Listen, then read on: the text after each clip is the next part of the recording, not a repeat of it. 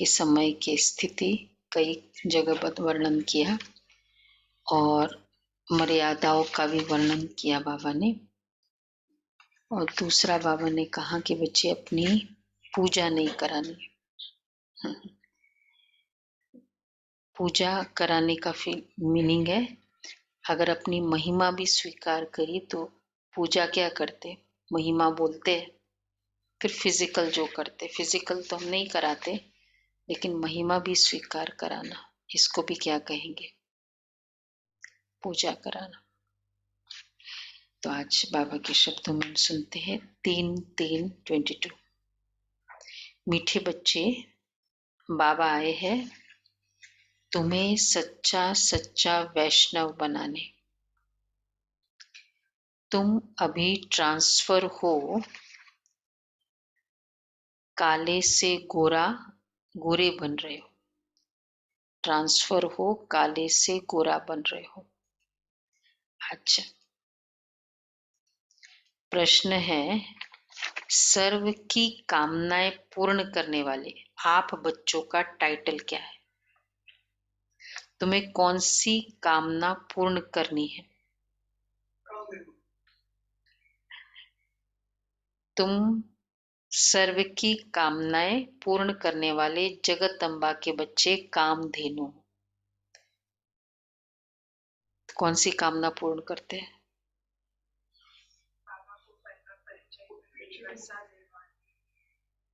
क्योंकि सर्व की कामनाएं क्या मुक्ति की है, जीवन मुक्ति की है, लेकिन किसी दुनिया वालों को पूछो, हाँ, मुक्ति, जीवन मुक्ति का मीनिंग क्या है? सुख शांति। तो अगर सुख शांति की कामना पूर्ण कर रहे हैं, चीजों से भी क्या चाहिए, सुख चाहिए, शांति चाहिए, तो इसका मतलब सर्व की मनोकामना पूर्ण कर रहे हैं। तो बाबा कह रहे हैं तो सभी की कामना है हमें मुक्ति, जीवन मुक्ति मिले। तो तुम जगदम्बा जगत पिता के बच्चे सबको मुक्ति, जीवन मुक्ति का रास्ता बताते रहो, यही तुम्हारा धंधा है। अम्बे तू है जगदम्बे। ओम शांति। यह है मम्मा के लिए भक्तों की महिमा।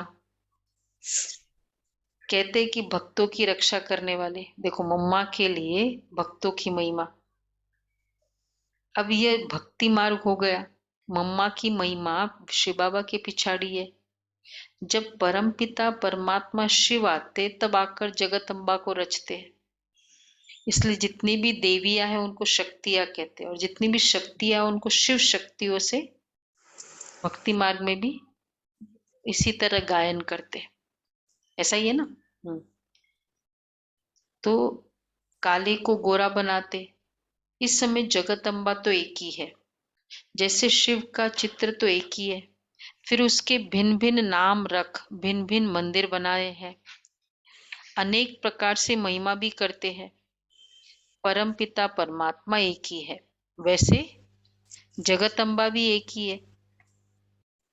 जगत दो भुजाओं वाली है, 8 भुजाओं वाले कोई देवी देवता होते नहीं। प्रजापिता अथवा जगदम्बा भी 2 भुजा वाले हैं। क्या क्या मतलब सिंबॉलिक जो चीजें हैं उसको कितना ये बना दिया, डिफरेंट कुछ, मतलब मनुष्य से यूनिक होना चाहिए, तो उसके लिए फिर कुछ कभी हाथ तो कभी शीश, यही ज्यादा दे दिए। तो जगदम्बा की महिमा जास्ती कहाँ है? भारत में, कलकत्ते में, कलकत्ते में है, मशहूर है, काली कलकत्ते वाली। जय काली कलकत्ते वाली। तेरा वचन न जाए खाली। कितनी शक्तियां निकली कलकत्ते से। हाँ हाँ, उनका चित्र भी बहुत भयानक बनाया है, खप्पर की माला पहनती है, शीश की, ये सब है भक्ति मार्ग। जगदम्बा तो बलि नहीं ले सकती, तो खप्पर की माला मतलब क्या? हाँ वो तो है, सिंबॉलिक।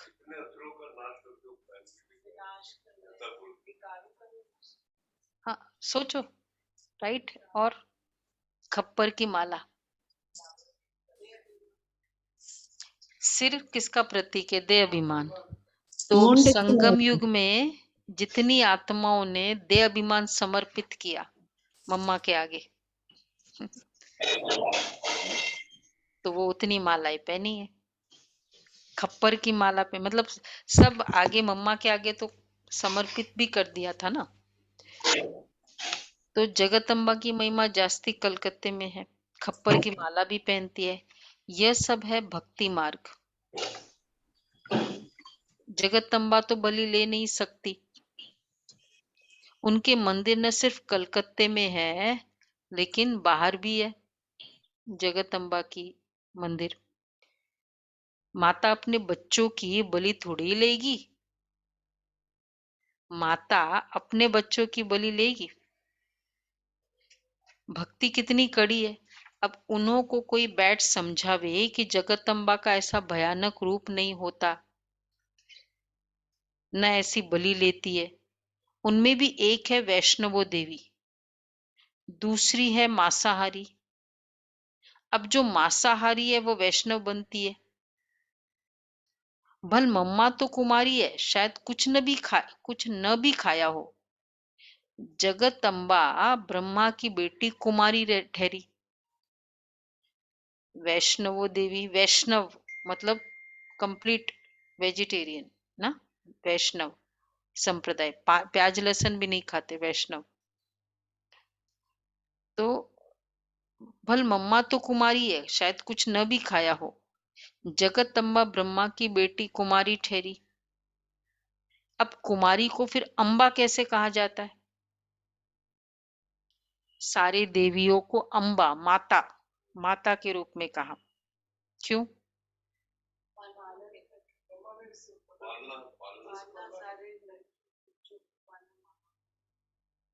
हम अम्मा ने की, मतलब बाबा ने भी मात्र शक्ति को आगे रखा है ना।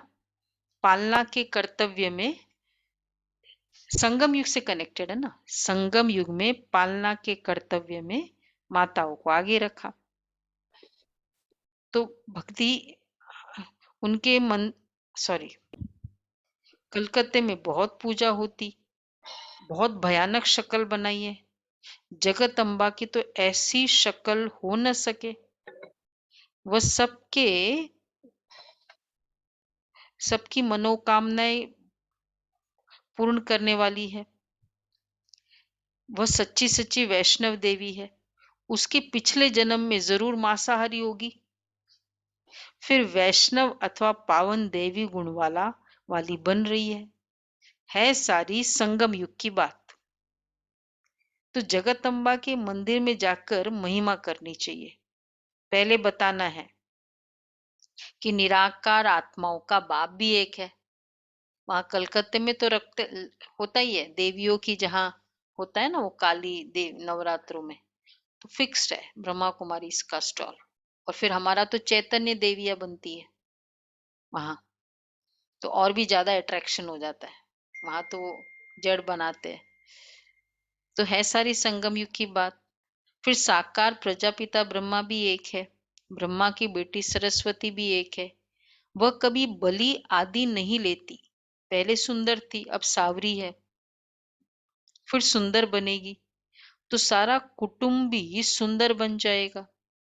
बहुत जगह अम्बा को दो भुजाओं वाली दिखाते हैं, समझाने से कोई तो समझ भी जाएंगे, कोई तो झगड़ा भी करेंगे। अम्बा की बात है ना, पहले सावरी थी अभी सुंदर बनी। अच्छा, हंगामा करने में देरी भी नहीं करते हैं, तो समझाने में होशियार चाहिए। उन दिनों तो साकार के समय तो हर जगह हंगामे होते ही रहते थे ना, हंगामे ही हंगामे होते रहे। एकदम शुरू में भी इतने हंगामे हुए, उसके बाद सेवाओं की स्थापना हुई तो भी हंगामे हुए। तो तुम बच्चे हो कल्याणकारी। मम्मा पहले कलकत्ते में गई थी, परंतु ऐसी मुरली नहीं चली थी। एक्चुअली कलकत्ते में बहुत मुश्किल से स्थापना का कार्य हुआ था। सेंटर्स जगह ही नहीं मिलती थी, देते ही नहीं थे जगह। और बाबा कहते थे, बच्चे कहते बाबा मकान ही नहीं मिल रहा है। नहीं, बिल्कुल नहीं, बहुत ट्राई किया। तो बाबा ने बोला नहीं, खोलना है। फिर बाबा ने संदेशी के द्वारा साक्षात्कार कराया कि उस जगह वो राय बैगन, कौन सा है, बैगन कुछ है ऐसा, तो वहां जाओ और वहां ऐसा खाली मकान पड़ा है, कोई नहीं है, गार्ड बैठा होगा, उससे बात करो और इस तरह से वो होगा। तो और फिर वहां गए, वैसा का वैसा था, बात हुई और फिर मिला। और उसके बाद तो फिर वृद्धि होती। और फिर सेवा भी बहुत मुश्किल। क्यों? नॉन वेज, मछली, मछली जल मछली तोरी, और दूसरा है सुहाग की निशानी मछली, है ना, बहनों का। तो वो तो कोई छोड़ ही नहीं सके। तो जो आने वाले हैं उनके लिए बहुत प्रॉब्लम। फिर गन्या तो घर वाले, तो वो बहुत मुश्किल रही शुरू में सेवा की। बंगाल में ये करना, फिर बाद में धीरे धीरे, अब तो खैर ये हुआ। इसी तरह नेपाल में सेम प्रॉब्लम, क्योंकि वहां होता था कि जो दशहरे के दिन है ना, बकरे, वो करना ही करना है। तो जब स्थापना हुई, पहले वैसे मुश्किल, और उसके बाद फिर जो नए नए भाई बहन आते उनको वो सबसे बड़ा परीक्षा था। फिर हुआ हिम्मत। फिर आज देखो कितनी ज्यादा बहनें नेपाल की सेवाएं, हिम्मत नहीं छोड़ी कोई भी चीज की। जहाँ हिम्मत छूट गई ना, लाइफ खत्म हो जाती है। हिम्मत एक लाइवलीनेस है।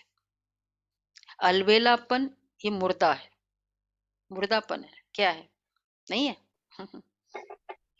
उमंग, उत्साह, हिम्मत, ये है लाइफ। तो बाबा कहते हैं कि मम्मा भल पहले कलकत्ते में गई थी, परंतु ऐसी मुरली नहीं चली थी। जगतम्बा एक, तुम अनेकानेक बच्चियां हो, नाम तो एक का होगा ना, एक के ही अनेक मंदिर बनाए हैं। अब कलकत्ते में भक्तों को इस पूजा से छुड़ाए कैसे? बोलो भाई कलकत्ते वाले। सारे कलकत्ते वाला है। हाँ, कैसे छुड़ाए, क्या सोचा है? कुछ सोचा कि नहीं?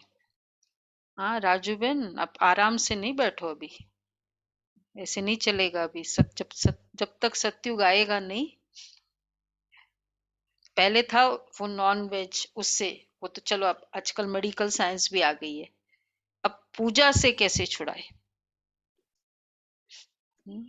सोच रहे हैं कौन है अपना भाई हमारा? 7 दिन का कोर्स कराओ। 7 दिन का कोर्स, हाँ राज भाई। शांति से बैठे हो आप, ऐसे नहीं चलेगा ना। संकल्प चलाओ। आपकी तो पूजा छूट गई ना, इन द सेंस वैसे वाले तो नहीं हम करते। बाबा कहते कैसे छुड़ाए, उन्हों को भी तो पूज्य बनाना है ना। जितनी जितनी पूज्य की स्मृति आती जाएगी ना, तो फिर वो फिजिकल जो रिचुअल है उससे फिर वो ऊपर उठते जाएंगे। और एक और तरीका हम उनको कहते हैं कि अपग्रेड करो। भाई 3rd स्टैंडर्ड में, इस प्राइमरी में, सेकेंडरी में जाओगे तो प्राइमरी की किताबें थोड़ी रहेगी, कॉलेज में जाओगे तो सेकेंडरी की किताबें थोड़ी रहेगी। तो ये ज्ञान अपग्रेड करने का है। तो जैसे जैसे स्वयं में वो चेंज आता जाएगा ना, तो वो पुरानी वाली रीति रस्म से फर्क आता जाएगा। तो वहां जाकर कोई, तो बाबा क्या कह रहे हैं सुनो। सब कलकत्ते वाले सुन रहे हैं। हाँ, बाबा कहते वहां जाके कोई बैठ समझाए। इस समय वह जगदम्बा सबकी मनोकामनाएं पूर्ण करने वाली बैठी है। वह है कामधेनु। किस रीति वह कामनाएं पूरी करती है ये कोई नहीं जानते। तुम हो कामधेनु, जगदम्बा की बच्चिया। सिर्फ गौ माता नहीं, पुरुष भी है, वह भी बहुतों की कामनाएं पूर्ण करते हैं। तुम्हारा धंधा ही है सबकी मनोकामनाएं पूर्ण करना। कहाँ भाई भी सेंटर्स चलाते हैं। उन्हों की बुद्धि में आता है कि हम भी सभी की मनोकामनाएं पूर्ण करें। ये शुरू में जब बहनें इतनी नहीं होती थी तो भाई भी चलाते थे सेंटर, पर आजकल ये सिस्टम अलाउड ही नहीं है। जहां जहां भाई रहे भी है तो अब फिर बहनों को निमित्त बना दे, क्योंकि अब तो बहुत बहनें मातृ शक्ति को आगे रखने का ये वायदा बाबा का। तो बाबा कहते तो उन्हों की बुद्धि में आता है कि हम भी सभी की मनोकामनाएं पूर्ण करें, अर्थात मुक्ति जीवन मुक्ति का रास्ता बतावे, स्वर्ग का वर्षा दे। जिन्होंने कल्प पहले लिया है वही लेंगे। हाँ, वहां सब प्रकार के सुख मिलते हैं। जगत पिता जगत अम्बा इन दोनों का रचयिता है शिव बाबा। इन द्वारा कितनी मनोकामनाएं पूर्ण करते होती है। कलकत्ते में बहुत पूजा होती है। बहुत याद कर रहे हैं बाबा आज कलकत्ते को। हाँ, क्या करना है, कोई किसको मानने वाला है। पूजा भी तो बहुत है ना। कोई वैष्णव देवी को भी मानने वाले होते हैं होंगे। वह तुम्हारी बातों से झट राजी हो जाएंगे। बोलो, तुमको तुमको भाग्य मिला हुआ था इस जगतम्बा से। जगतम्बा को फिर कहां से मिला। जगतम्बा से ये मिला, देवी है ना, माता है। अच्छा, फिर माता को कहां से मिला, क्या कहेंगे, आंसर क्या है। माता को कहां से मिला। शिव बाबा से। अभी संगम की बात हो गई ना, वो तो शिव बाबा से मिला। हाँ, तो होता है ना, मतलब चाहे वो वर्षा तो हम कहते हैं, अदरवाइज अगर माता उसको कहा तो इसका पिता भी तो होगा ना। ये माता है तो पिता फिर कौन है। और गॉड को हमेशा पिता कहते हैं, कभी भी माता नहीं कहते। देवियों को कभी भी फादर नहीं कहते। तो कुछ कनेक्शन है। तो जगत पिता से उनको कहां से मिला, शिव बाबा से। तो जो सारी सृष्टि का रचयिता है, तुम अच्छी रीति समझा सकते हो। जगतम्बा को सब मानते हैं। जरूर जगतम्बा और जगत पिता को भी वर्षा शिव बाबा से मिलता है, फिर उनके द्वारा बच्चों को मिलता है। जगतम्बा एक है, दो भुजाओं वाली है, बहुत भुजाएं नहीं है। सरस्वती ब्रह्मा की बेटी है, ज्ञान ज्ञानेश्वरी, परंतु उनका रूप तो भयानक दिखाया है। तो उस पर समझाना पड़ता है कि जगतम्बा का ऐसा भयानक रूप होता नहीं। माता का कैसा रूप होगा बच्चों के लिए। सबसे पावरफुल लव तो माँ का ही होता है ना, और बच्चों के लिए। तो इतना भयानक रूप। सतो प्रधान मनुष्य से फिर तमो प्रधान बनते हैं। तमो प्रधान मनुष्य फिर सतो प्रधान मनुष्य को पूजते हैं। जगतम्बा मनुष्य ठहरी क्योंकि क्यों, बहुत अच्छा एक लॉजिक बताया। जगतम्बा मनुष्य ठहरी,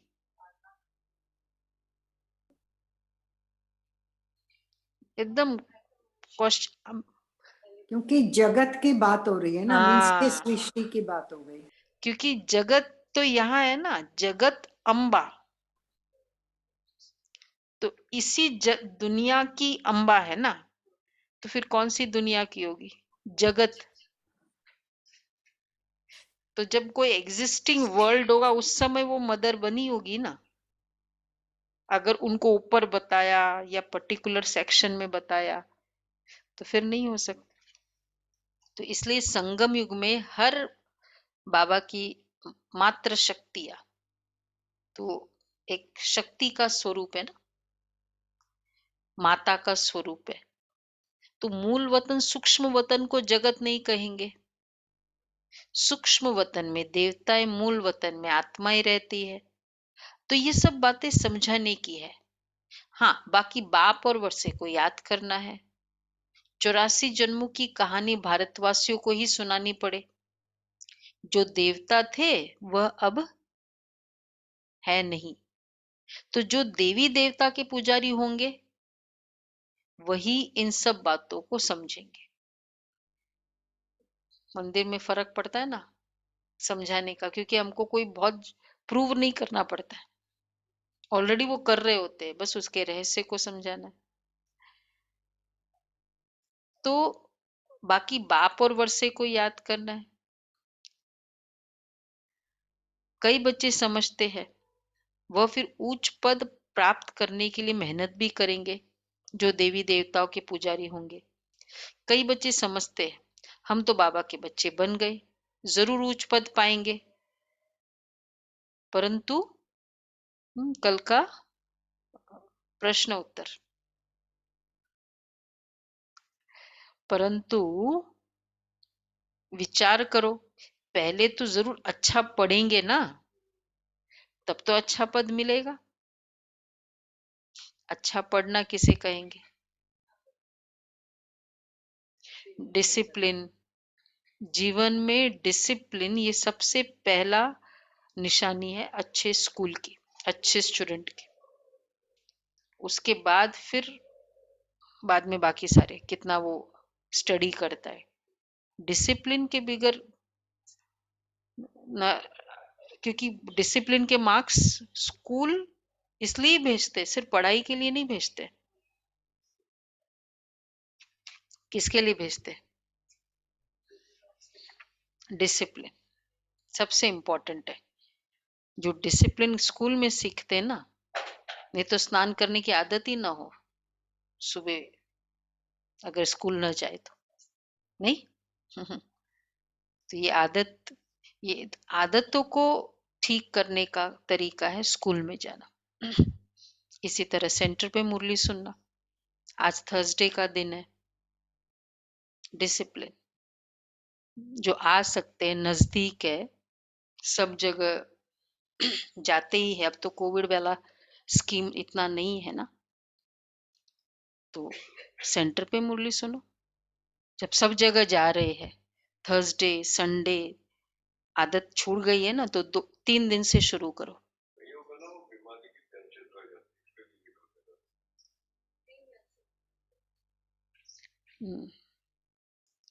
तो डिसिप्लिन ही नहीं है तो फिर क्या है? कंफर्ट की आदत हो गई और कुछ नहीं। तो बाबा इसलिए कहते हैं तो डिसिप्लिन होना बहुत जरूरी है। डिसिप्लिन ये संगठन से, हम्म डिसिप्लिन आती है संगठन में रहने से। हाँ, संगठन से ही डिसिप्लिन होती है, अकेले में डिसिप्लिन कभी नहीं होती है। एक आपका अकेला का कमरा हो ना, तो जब मर्जी जैसे मर्जी, लेकिन 2 लोग साथ में होंगे ना, तो भाई एडजस्ट करना पड़ता है। पहले आप स्नान करो, पहले मैं करता हूँ, नहीं तो फिर संगठन में बहुत अच्छी बात है। तो ये एक संस्कार बनाना है।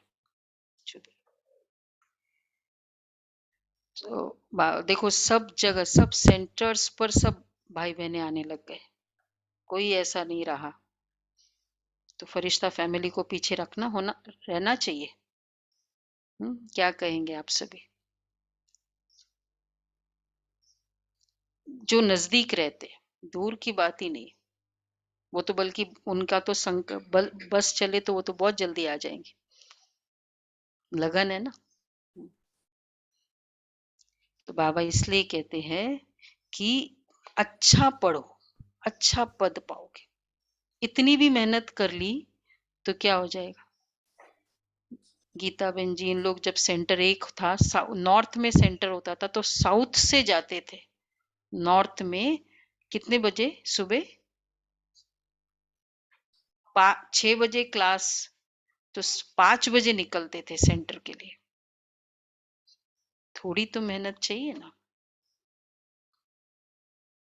तो त्याग का भाग्य, जितना त्याग करेंगे ना उतना भाग्य। इसलिए बाबा कहते हैं पढ़ेंगे नहीं तो परंतु विचार करो, पहले तो जरूर अच्छा पद पढ़ेंगे तब तो अच्छा पद पाएंगे। पढ़ेंगे नहीं और ही विक्रम करते रहेंगे, एक तो सजा खानी पड़ेगी, दूसरा फिर जाकर पढ़ेंगे नहीं, फिर जाकर नौकर चाकर दास दासिया बनेंगे। क्यों? क्योंकि विकर्मों का बोझा बहुत है।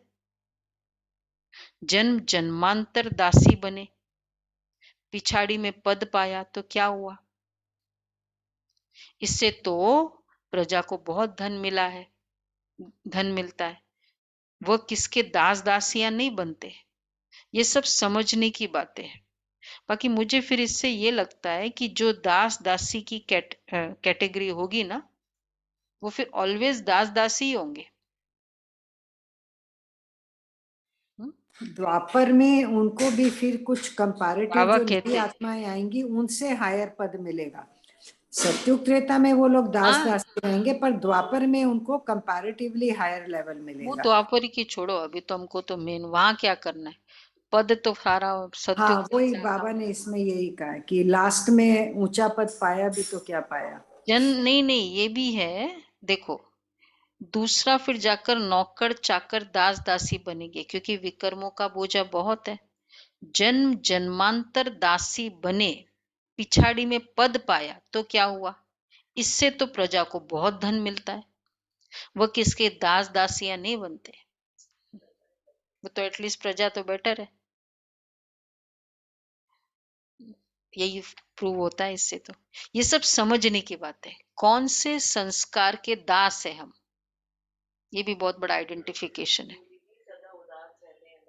जो उदास रहते हैं तो कोई ना कोई संस्कार के दास है। देख लो कौन कौन से ये ना मेरे से तो हुआ ही नहीं जाता है ये स्टेटमेंट, जिस जिस की भी आदत के साथ आता है ना, अब मेरे से ना ये किया नहीं जाता है। आदत, इमोशनल आदत के साथ। एक होता है पैर चलता ही नहीं है तो कोई बात नहीं, फिर उस हिसाब से हम थोड़ा आराम से बैठते हैं, करना पड़ता है, वो एक अलग बात है। पर इमोशनली कौन से संस्कार के साथ ये स्टेटमेंट आता है, ये देखो, ये बड़ा मुश्किल है। नष्ट मुहा होता है ना, ये बहुत मुश्किल है। मेरा चिंता नहीं करना, ये मुश्किल है। तो ये सब संस्कार दास की निशानी हो जाती है। मुश्किल है शब्द नहीं कहो, क्या कहो? मुश्किल है कहने से पावर उसको दे दी, हम वीक हो गए। और फिर दूसरा शब्द है मुझे, हाँ मैं कर नहीं रही हूं, कर सकती हूँ लेकिन मैं कर नहीं रही हूं, तो पावर अपने पास है। ये देखो, ठीक है, कौन पावरफुल है, आप या संस्कार? देखो अभी अपने आप को। तो बाबा कहते हैं जन्म जन्मांतर दासी बने, लक्ष्मी का मंदिर बड़ा या वैष्णव देवी का मंदिर बड़ा, महिमा किसकी बड़ी है? वह है ज्ञान ज्ञानेश्वरी। लक्ष्मी को ज्ञान ज्ञानेश्वरी नहीं कहेंगे, इसलिए महिमा जगत अम्बा की है। बड़ा मेला लगता है, लक्ष्मी को दीपमाला पर बुलाते हैं, यह आत्माओं का परमात्मा के साथ मेला। इन बातों को कोई मनुष्य नहीं समझते, समझाने वाला बड़ा होशियार चाहिए, जो युक्ति से प्यार से काम चलावे। जो कोई भी समझ जाए तो बरोबर ये ठीक समझाते। श्री लक्ष्मी कितनी सुंदर थी। लक्ष्मी नारायण जो इतनी पूजा है, वह भी पक्के वैष्णव है। जगतअंबा भी वैष्णव है। बाप ने उन्हें राजयोग सिखलाकर मनुष्य से देवता बनाया। फिर वैष्णवों देवी के आगे कोई मांसाहार नहीं रखते होंगे ना फिर, है ना? तो काली के आगे, अब इसके पीछे का भी रहस्य समझना, क्या रहस्य होगा सोचो। वो भी देवी जो अभी बाबा ने कहा ना।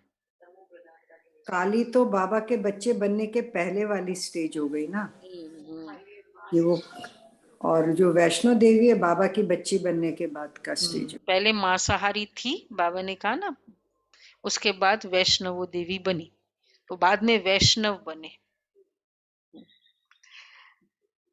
तो बाबा कहते हैं जो कोई भी समझ जाए तो बरोबर ये ठीक समझाते हैं। तुम संपूर्ण बन जाते हो तो तुम्हारा शरीर बदल जाता है, तब तुम पूजा लायक बनते हो। तुम्हारी पूजा अभी नहीं हो सकती, क्यों? क्योंकि शरीर तो पवित्र है नहीं। वास्तव में सन्यासियों को पूजना नहीं चाहिए, सन्यासियों की पूजा नहीं होनी चाहिए। क्यों? हाँ, आजकल तो शिवोम के बैठ पूजा कराते, उनमें भी एक मठ है जो अपनी पूजा नहीं कराते हैं। अब शिव तो है निराकार, वो अपनी पूजा कैसे करावे? देखो शिव बाबा इसमें आते हैं तो अपनी पूजा थोड़ी कराते हैं। अब शिव बाप तो आकर पुजारी से पूज्य बनाते हैं, कोई पूजा वाला स्टाइल नहीं है। ब्रह्मा बाबा वो तो ऊपर बैठते थे ना, थोड़ी संदली पर, तो जो भी कई होते थे ना तो वो नीचे बैठ जाते थे। बाबा को बिल्कुल अच्छा नहीं लगता था। बाबा कहते आओ बाजू में, बच्चे हो ना, वारिस हो। साथ बिठाते थे। सन्यासियों को बाबा जब आते थे मिलने, एक दो सन्यासी जैसे तो मिलते नहीं थे, तो अपने से भी ऊंचा गद्दी या अपनी गद्दी देते थे बाबा। कितना रिस्पेक्ट था बाबा को। तो पूजा की स्टाइल ही मतलब अपने आप को थोड़ा छोटा समझना हो जाता है, तभी पूजा करते हैं। बाबा कहते हैं बाप तो आकर पुजारी से पूज्य बनाते हैं। पूजा करना कैसे सिखलाएंगे? शिव बाबा कुछ भी करने नहीं देते, कहते राम राम भी मुख से नहीं कहो, केवल बाप को याद करना है। याद करना कोई जाप नहीं है। बच्चे बाप से वर्षा लेते हैं, बच्चा थोड़ी बाप का नाम जपेगा। तुमको भी जाप नहीं जपना है। जाप और याद में रात दिन का फर्क है। जाप और याद में रात दिन का फर्क है। क्या फर्क है? याद तो रिलेशनशिप के बेस पे हो गया ना, हम्म जाप तो मोनोटोनस नाम ले रहे हैं बस। हम्म। और जा फादर, डैडी डैडी डैडी।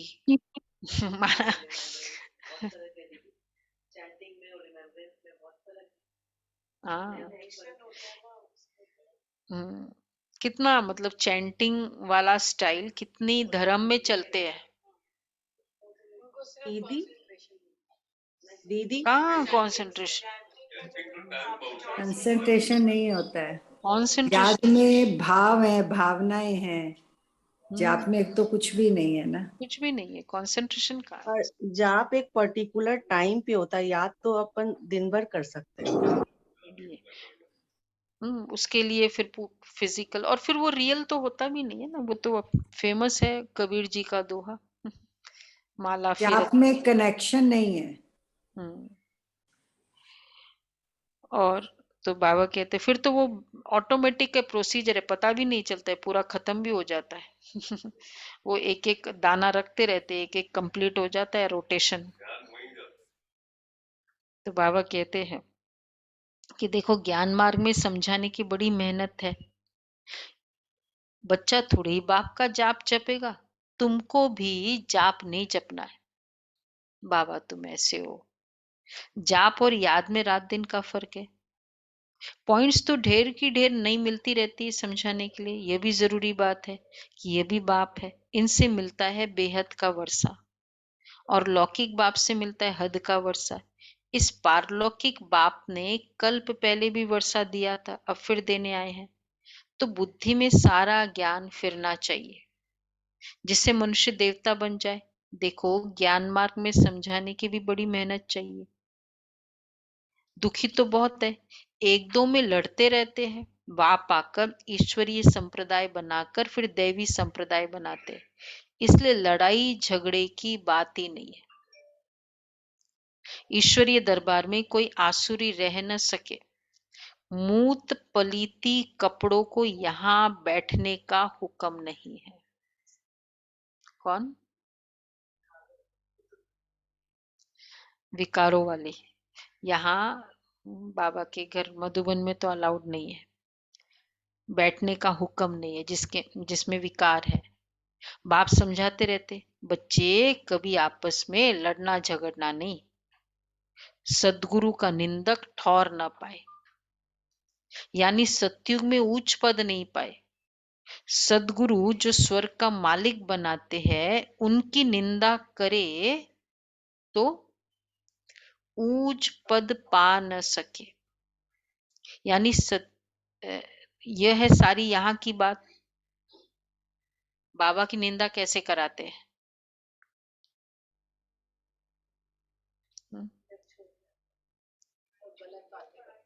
अपने आचरण से आचरण से ना छोड़ना, वो तो चलो फाइनल स्टेप है। कोई कहते हैं अच्छा तुम ब्रह्मा कुमारी में जाते हो, ऐसे करते हो, निंदा कराई तो गुरु का निंदक ठौर न पाए। क्योंकि कहाँ अगर कोई डिमोटिवेट हो जाता है हमको देखकर, ये भी तो एक निंदा ही हो गई ना। वो तो सोचते हैं हम अच्छे इससे तो बाबा कहते हैं वह यहाँ तो पूरा पवित्र बनना है। यह है सारी यहाँ की बात, परंतु वह अपने ऊपर ले गए हैं और मनुष्य को डराते रहते हैं।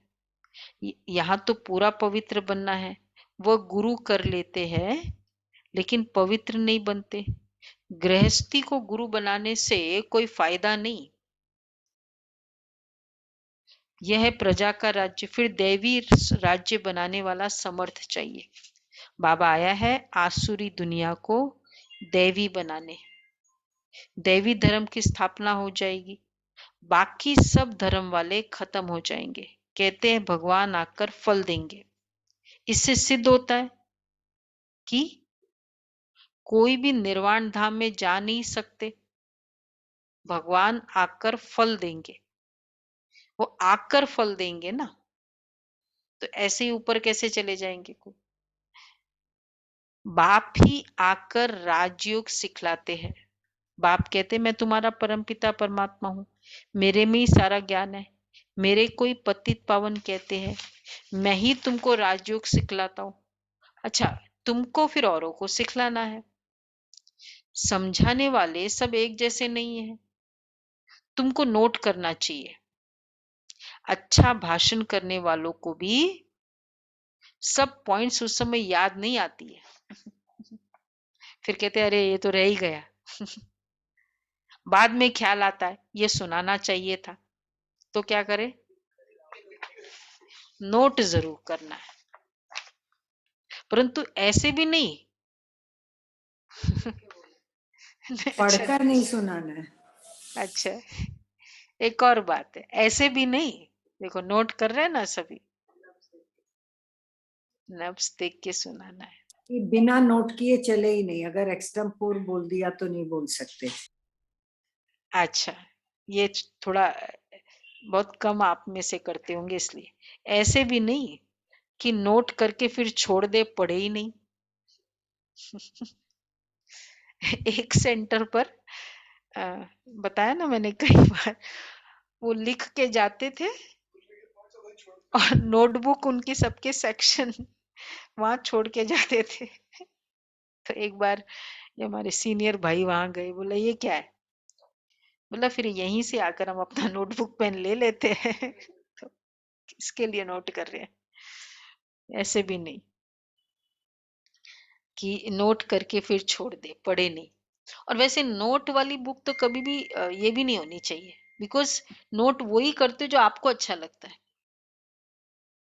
मुरली तो स्टैंडर्ड है, वो तो प्रिंटेड भी मिल जाएगी, लेकिन अपने नोट्स तो, क्योंकि कुछ कुछ हो सकता है बातें ऐसी भी हमको बीच में से मिलती है, वो हम नोट करते हैं, वो मुरली में शायद न भी हो ना। जो बातें अपील करती हैं इसको नोट करते हैं। तो बुक्स तो रखी होगी ना सबने?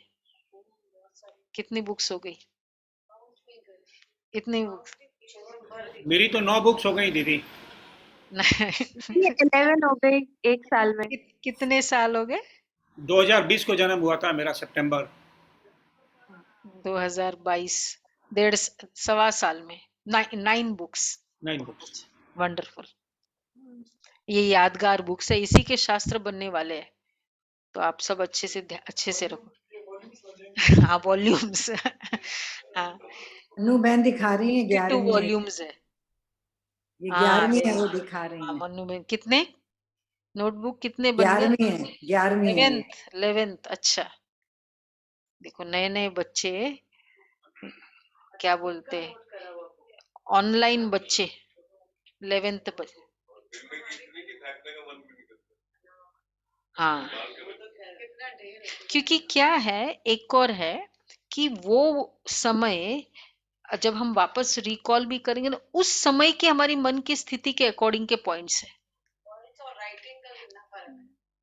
हाँ वो तो एक अलग है, फिजिकल है कि वो उस समय का, तो आज हमारी मन की स्थिति इतनी आगे बढ़ गई, उस समय हमारे लिए ये पॉइंट बहुत अच्छा था।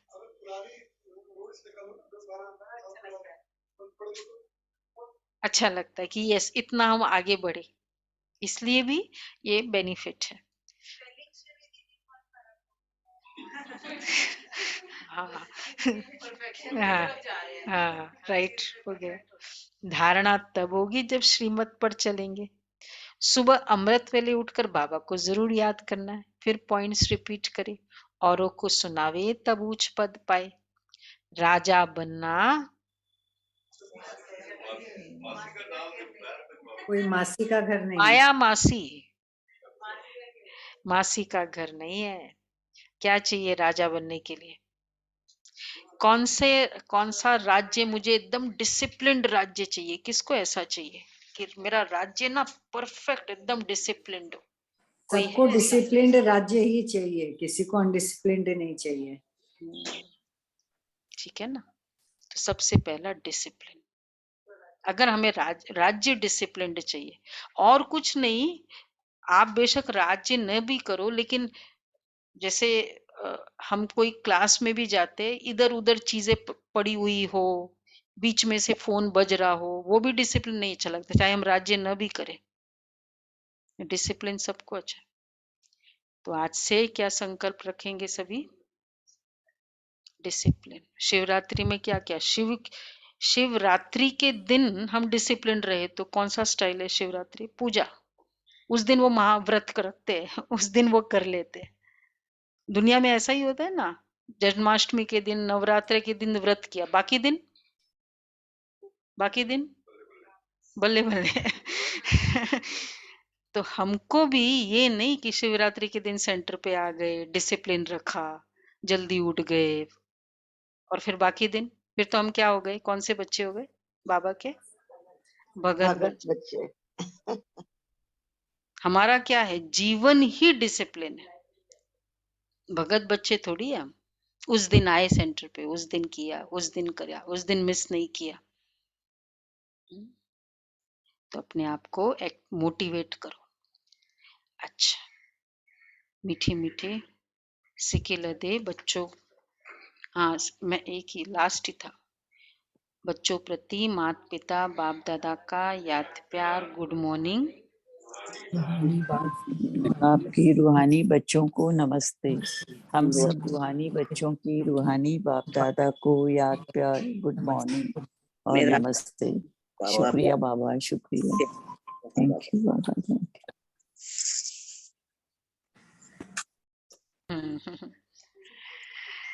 अच्छा, धारणा के लिए सार है, पूज्य बनने का पूरा पुरुषार्थ करना है।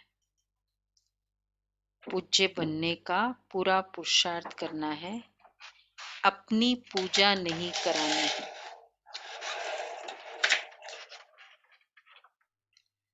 आत्मा और शरीर दोनों पवित्र होंगे तभी पूजनीय लायक बनेंगे।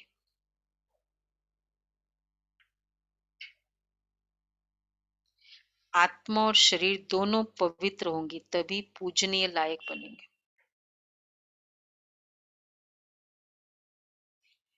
दूसरा है, होशियारी से समझदार बन, कल्याण की भावना रख सेवा करनी है।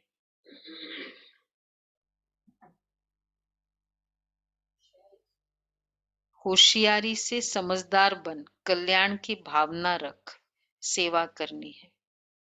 दैवी गुणों वाला सच्चा वैष्णव बनना है।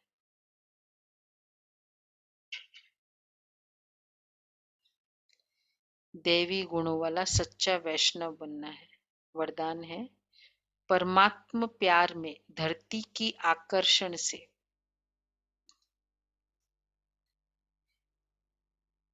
परे ऊपर उड़ने वाले माया प्रूफ भव।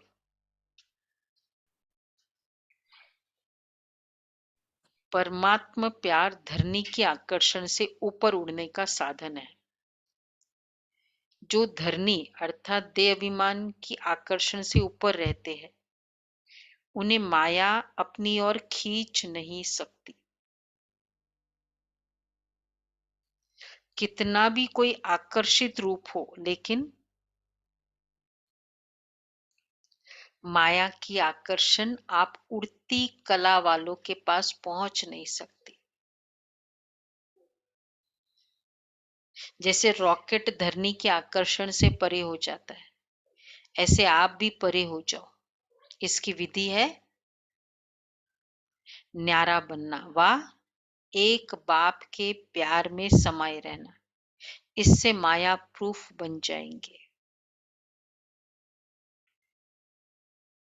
तो कोई भी आकर्षित रूप, माया का आकर्षित रूप पॉजिटिव है या नेगेटिव, एनीथिंग जो मुझे बार बार संकल्प कराता रहता है, वो माया का आकर्षित रूप।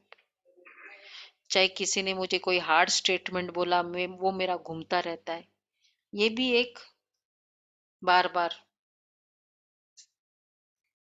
तो ऐसे आप भी परे हो जाओ। अच्छा, स्लोगन है, स्वस्थिति को ऐसा शक्तिशाली बनाओ जो परिस्थितियां उसे नीचे ऊपर न कर सके।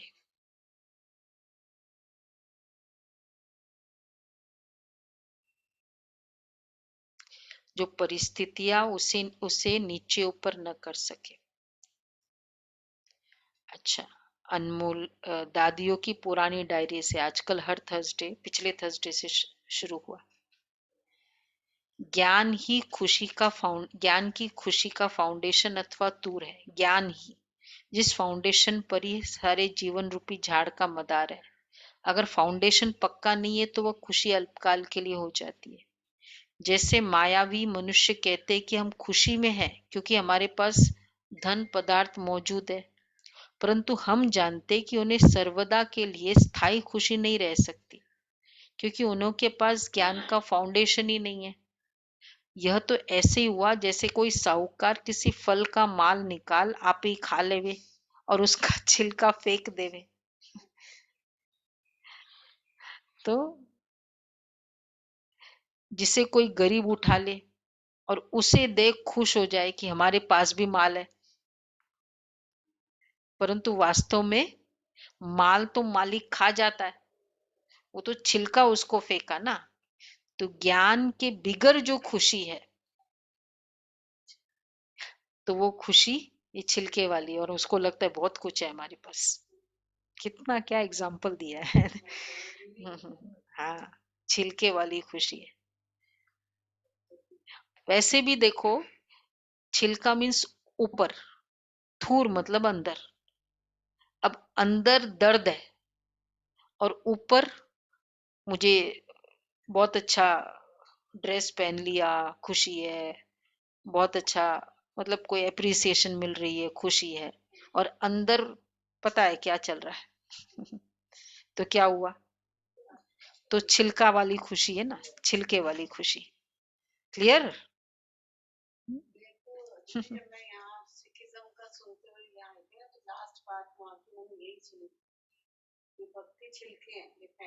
हम्म, हाँ, छिलके वाली खुशी। हाँ, राइट। ड्रेस पहना, बाहर गए, खुशी हुई, ड्रेस पहना। स्किन है वो।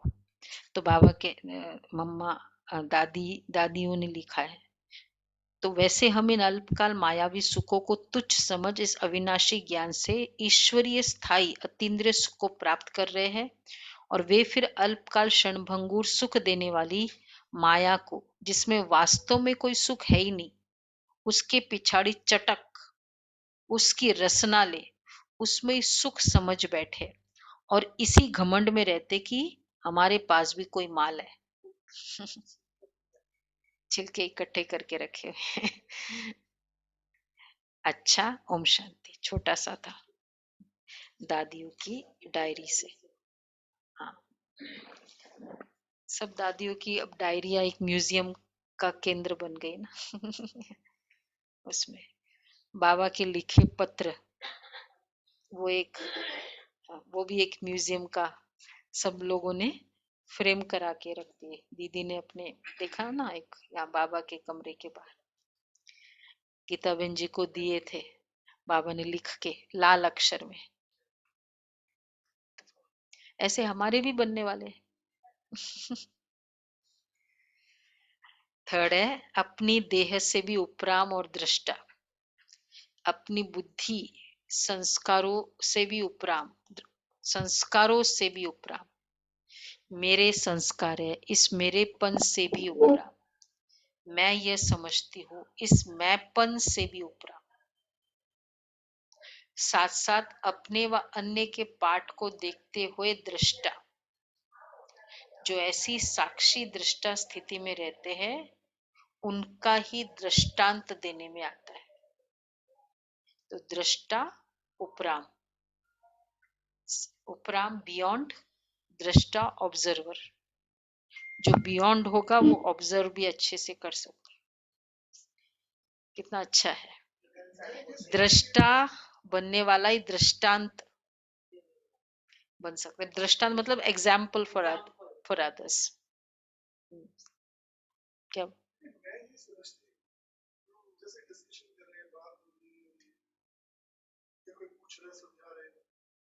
मतलब वो फिजिकल सेंस उस तरह से नहीं, उस कंटेक्स्ट में नहीं, वो तो हम कभी अपनी बात रखेंगे ना, मेरे हिसाब से तो ऐसा नहीं होता। हाँ, उसमें वो मेरा मतलब उसमें अटैचमेंट नहीं, अपना व्यू पॉइंट तो देना ही होता है ना।